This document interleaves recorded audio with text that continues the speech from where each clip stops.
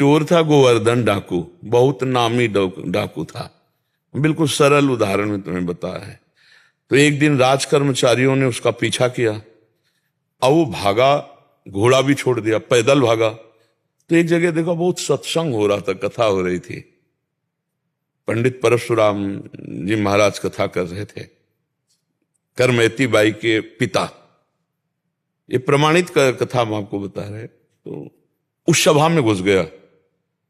तो राज कर्मचारी आए, सोचा सभा में चोर कैसे हो सकता है, यहां तो चोर घुसने का अब उसको पाया ही नहीं।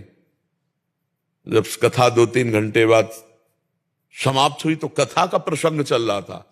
वृंदावन में श्री बांके बिहारी लाल को आज यशोदा मैया ने सोने की करधनी, सोना, वो तो चोर आदमी, करधनी सोने की। भगवान श्री कृष्ण चंद्र जी को बांके बिहारी को कह के पुकार, 8 वर्ष की अवस्था है, मैया ने सोने की लकुट दी, सोने का। अरे इतना माल एक साधारण, और गाय चराने अपने सखाओं के साथ जा रहे हैं।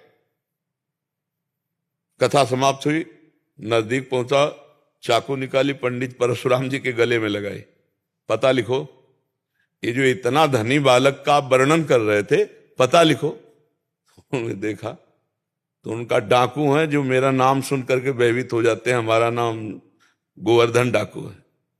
कहा भैया इतनी तुम्हें जल्दीबाजी क्या है? बोले पता लिखो। केवल कहा? बोले मथुरा क्षेत्र वृंदावन, बाप का नाम नंद बाबा, कन्हैया, गाय चरान।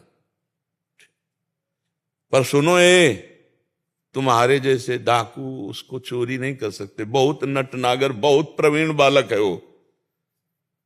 तो उन्होंने कहा तुम हमको ऐसा समझते हो, अकेले अकेले राजाओं के महलों को लूट लिया है। बोले फिर भी नहीं लूट सकते, बहुत प्रवीण है।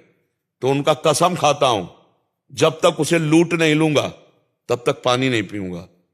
परशुराम जी ने सोचा भगवान की अपार कृपा इसके ऊपर, पता नहीं क्या लीला होने वाली इसके ऊपर। उन्होंने कहा सुनो, हमारी तरफ से माखन मिश्री ले लो, जब तुम्हारा बस ना चले तब माखन मिश्री उसे खवा देना। हाँ ये बात भी ठीक है, बच्चा है, फुसला के काम चल जाए तो मारना काहे को पड़ेगा। माखन मिश्री फेट में बांधी और कहा कसम खाता हूं जब तक उसे लूट नहीं लूंगा तब तक मैं पानी नहीं पीऊंगा। पर नाम क्या बताया तुमने? इतना बड़ा नाम तो। बोले श्याम सुंदर। श्याम सुंदर, श्याम सुंदर, वृंदावन, गाय चराना, श्याम सुंदर। अब भगवान का चिंतन बनने लगा। देखो चिंतन बनने लगा। अब वो पैदल चल करके आया। अब एकांत में जहां गाय चरते तो पूछते श्याम सुंदर की गौएं कौन है? बोले सबे हैं, ये ब्रजमंडल है, हर गौशाला भगवान के नाम की है। नहीं, बोले वो जो यशोदा मैया ने श्रृंगार करके चराने में। बोले वो तो कथा में लिखा है, प्रगट में थोड़ी अब रह गया। अरे बोले नहीं, पंडित जी झूठ नहीं बोल सकते। हम लोग चोर डाकू झूठ बोल सकते हैं, पंडित थोड़ी झूठ बोल सकते हैं। भगवान तो है ना, वो अपने भगवान को तो श्याम सुंदर है ना।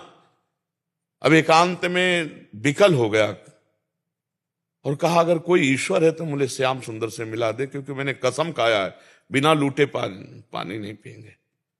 इतने में आवाज आई एक ग्वारिया पर, ए श्याम सुंदर तुम्हारी गाय इधर जा रही। अरे दौड़ा उधर, देखा कमर में हाथ रखे, न जाने कौन से गुण पर दयाली दिए जाते हैं, पीतांबर की फेट, वैसे ही श्रृंगार जैसा पंडित जी ने वर्णन किया था। श्याम सुंदर, कमल नयन, मोर मुकुट और करधनी और लकुट। उसने हर चाकू निकाली, हर सखा को, वो सब सखा दिव्य, वो गायें दिव्य भगवान ने प्रकट की थी। सब सखाओं का भाग जाओ नहीं मार डालेंगे। भगवान ने इशारा किया कि जाओ इसको हमें एकांत में निहाल करना है। बोले हाँ बोल रहे। बोले तू डरता ले क्या? बोले अब काल से भी नहीं डरते, तेरे से क्या डरना है।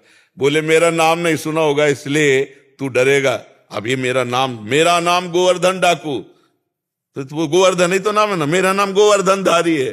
भगवान उससे जब वार्ता कर रहे हैं तो उसका जीवत्व तो नष्ट हो रहा है, अज्ञान नष्ट हो रहा है।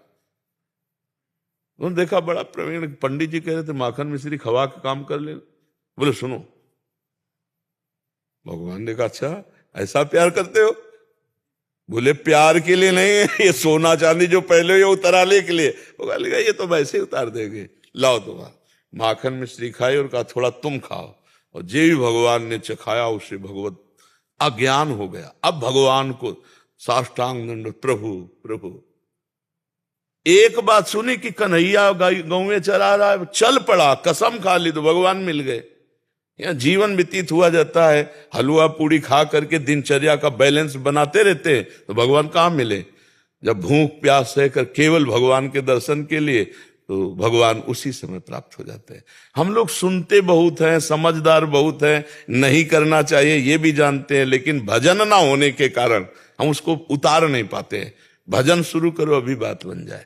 नाम जप करो और निश्चय करो कि मुझे इस मार्ग में चलना है, तो पापाचरण नहीं करना है, गंदी बात नहीं करनी, किसी को दुख नहीं देना, किसी का अहित नहीं करना, तो मंगल शुरू हो जाए। अभी दिव्यता आने लगे अंदर, अंदर की दिव्यता, ये बाहर शरीर का राग छूट जाता है।